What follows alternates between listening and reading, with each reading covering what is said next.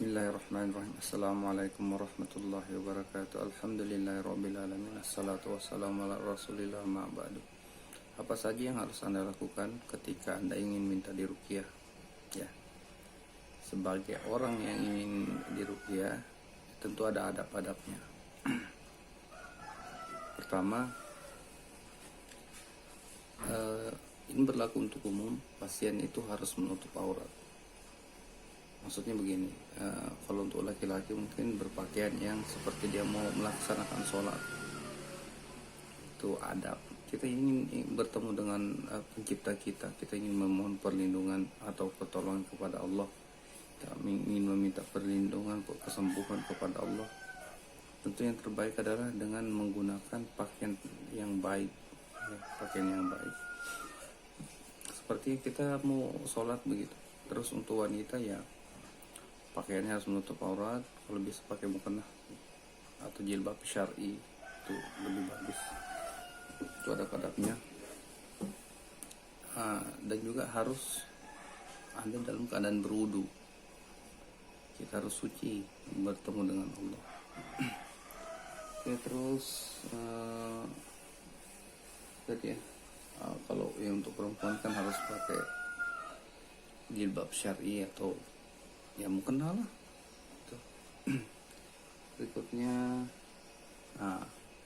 untuk yang perempuan, ya kan, untuk yang perempuan harus dapat izin suami, atau kalau bisa sama-sama suami mungkin diruqyah.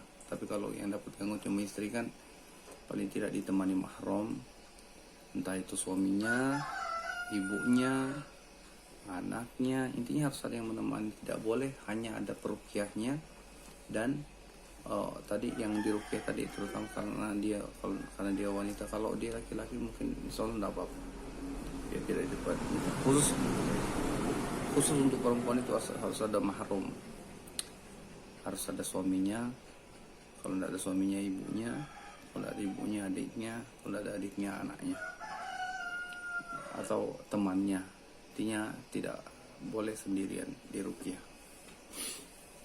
Berikutnya itu siapkan air minum, bisa air mineral. Adapun di sini air mineral itu akan kita bacakan ruqyah, ya kan? Di mana air itu sebenarnya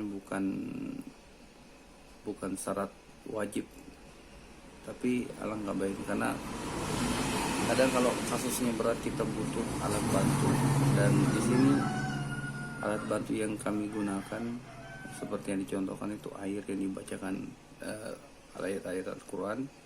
Itu bisa menjadi senjata untuk menghancurkan sihir atau gangguan yang kita alami di dalam badan misalnya kan. Dengan izin Allah itu beberapa sudah bisa kita buktikan dari beberapa ruqyah yang kita lakukan itu. Ketika kasusnya sulit dan kita bacakan air ruqyah dan diminum air ruqyahnya, setelah itu bisa melemah gangguannya yang di dalam tadi, bisa muntah misalnya kan.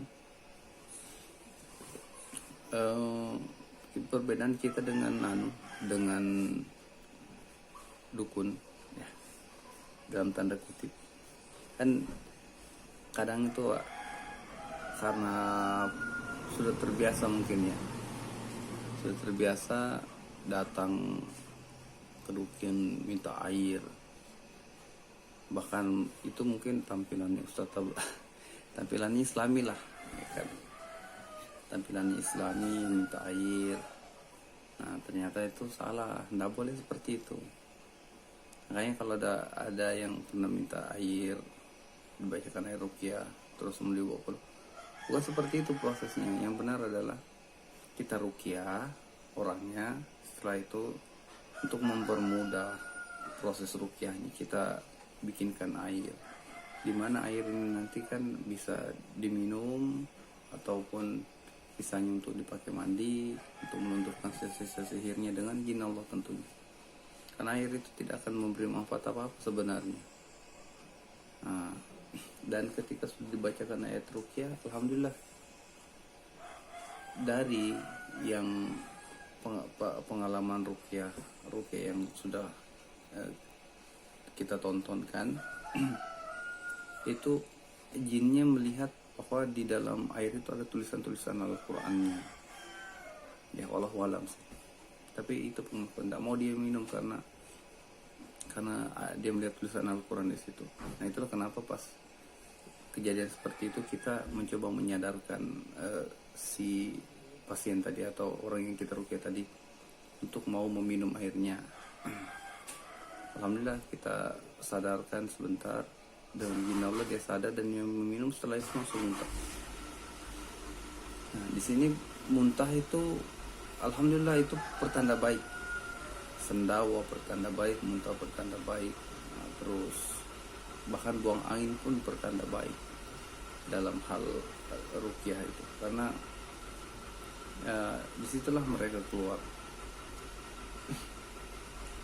Dan sebaiknya mempersiapkan tisu serta kantong plastik supaya maksudnya kita kan supaya nggak kotor aja sih maksudnya kan. Jadi kalau pas di rukyah dan muntah kan bagusnya kan langsung masukkan ke plastik, setelah itu gampang untuk dibuang.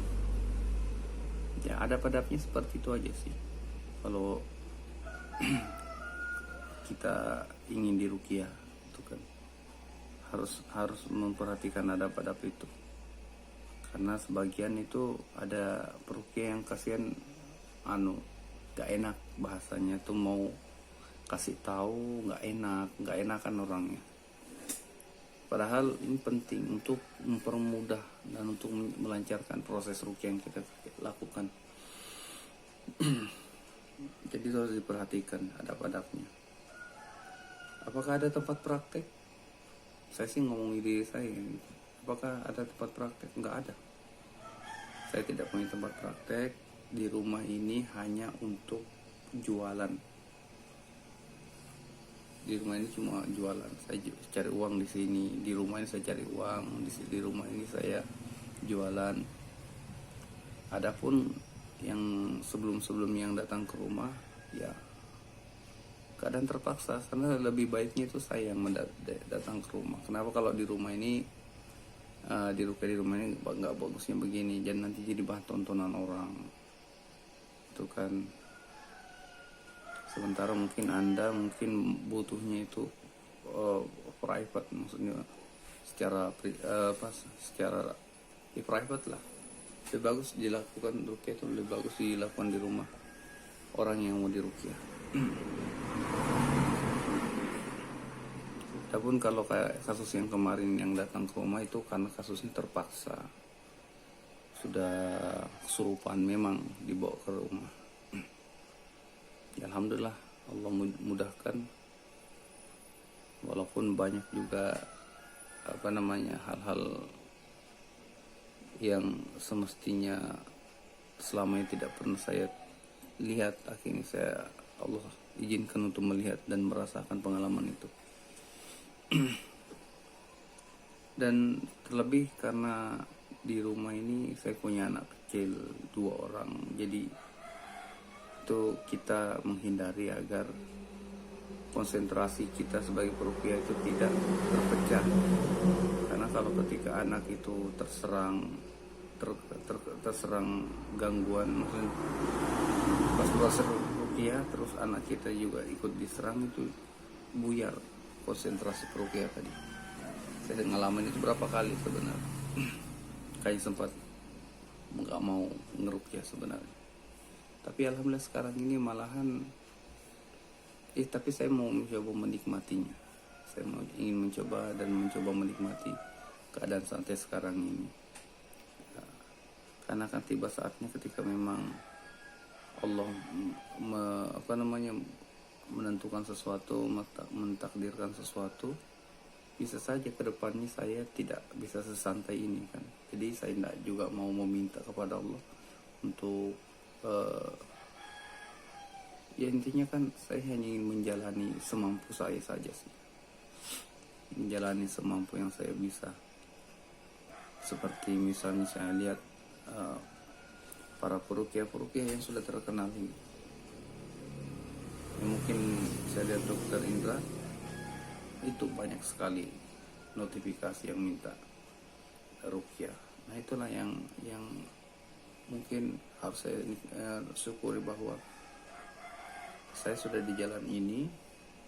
Kalau memang Allah mau saya seaktif seperti yang dokter Indra lakukan, ya saya akan terima. Tapi mumpung sekarang ini masih santai kan, dan mungkin karena orang-orang di sekitaran saya ini orang-orang yang sehat semua, alhamdulillah.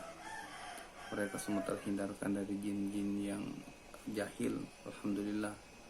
Mungkin juga mereka sehat seperti itu karena mereka menjaga ibadahnya, alhamdulillah. Mungkin mereka sehat seperti itu karena menjalankan syariat-syariat Islam ini sebaik dan semampu mereka, dan juga sudah terhindar dari segala kesyirikan yang menjadi tradisi. Alhamdulillah kalau seperti itu. Semoga bukan karena malu ingin diruqyah misalnya, atau mungkin saja mereka sudah mengamalkan ruqyah mandiri, dan itu tentu hal yang terbaik yang bisa Anda lakukan. Ruqyah mandiri sebaik-baik ruqyah. Hanya saja Anda perlu memberikan keyakinan kepada diri Anda bahwa itu mampu memberi pengaruh. Kalau Anda tidak yakin dengan ruqyah tadi, malahan Anda lebih yakin kalau di ruqyah sama peruqyah misalnya, itu bisa menjatuhkan Anda kepada kesyirikan. Nah bisa. Tapi jika Anda ingin diruqyah karena misalnya, oh saya sudah ruqyah mandiri, saya sudah melakukan semampu saya, tapi maksudnya saya butuh yang perubahan yang lebih cepat, mungkin dengan diruqyah, dengan meminta perantara peruqyah. Udah. Karena sebaik-baiknya kan sebaik-baik penolong penyembuh itu Allah.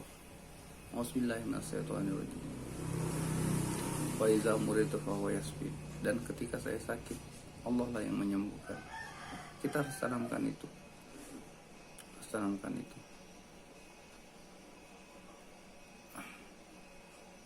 Jadi sekian yang mungkin bisa saya sampaikan. Wassalamualaikum warahmatullahi wabarakatuh.